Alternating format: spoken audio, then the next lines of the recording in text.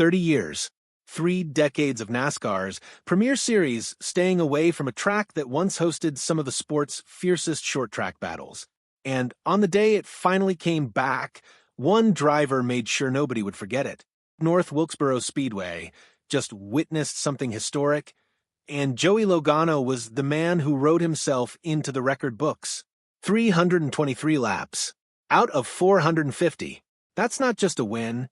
That's domination on a scale nobody expected, not even from a 2-time champion with Team Penske's resources behind him. Let that number sink in for a second. Logano led 72% of the race. To put that in perspective, his previous career best for laps led in a single race was 309, set back in 2018 at Martinsville. He didn't just beat that mark, he shattered it at a track that hadn't seen a points race since before some of the drivers on that grid were even born. But this wasn't a wire-to-wire cakewalk. Denny Hamlin made sure of that. The Joe Gibbs racing veteran spent the closing laps doing everything in his power to chase down that white and yellow Shell Pennzoil Mustang.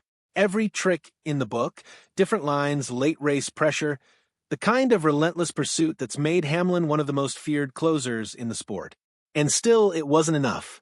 Logano held the point, held his nerve, and drove away with career win number 38. Here's what makes this victory even bigger than the trophy. Logano wasn't just chasing a win for pride. He was fighting for his playoff life.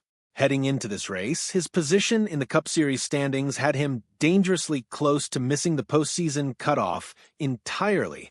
One race, one statement performance, and suddenly the calculus flips completely.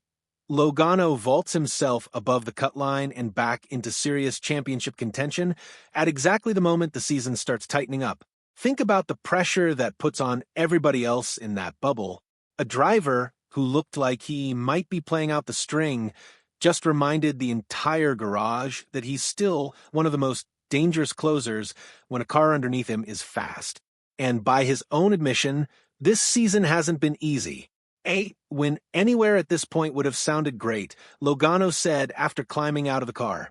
But you could hear it in his voice. This wasn't just any win. This was North Wilkesboro. This was history.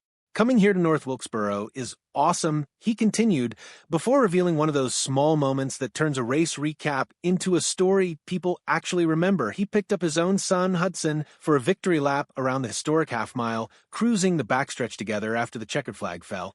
He credited his crew chief Paul Wolfe for building a car capable of doing what it did on Sunday, praised his pit crew for flawless stops, and gave a nod to Roush Yates for an engine that had the power to control a race from the front for that long.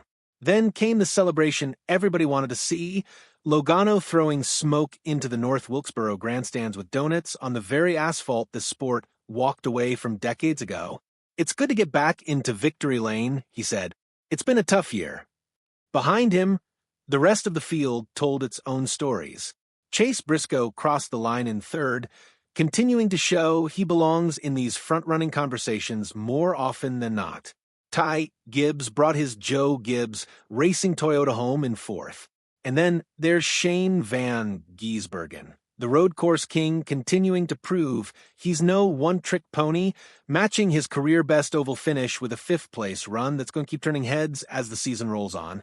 Round out the top 10, and you get a mix that tells you just how unpredictable this new old track can be. Bubba Wallace, Brad Keselowski, Todd Gilliland, Daniel Suarez, Ryan Preece, 5 very different drivers, 5 very different storylines, all finding something at North Wilkesboro that kept them relevant heading into the next stretch of the schedule. And speaking of storylines worth watching, there's a parallel drama unfolding away from the checkered flag that deserves just as much attention. The in-season challenge, NASCAR's $1 million bracket-style tournament, is heating up. Todd Gilliland, the ultimate underdog in this thing, just kept his improbable run alive by knocking off Chase Elliott. Yes, that Chase Elliott, one of the most popular and successful drivers in the sport. Gilliland advances to the finals, where he'll now face Ryan Blaney, who took care of business against Christopher Bell in the other semifinal matchup. Think about what that means. A driver nobody had pegged as a serious $1 million threat is now one win away from cashing the biggest single check of his career, against a Team Penske teammate of the very man who just dominated North Wilkesboro. The storylines are stacking up fast. So, where does this leave the Cup Series as a whole? Logano's back in the playoff picture after a season that had genuinely tested his patience. Hamlin walks away frustrated, having thrown everything he had at a car that simply wouldn't crack under pressure. And an entire new generation of fans just got their first taste of what made North Wilkesboro legendary in the first place: tight racing, high stakes, and a checkered flag that changes everything.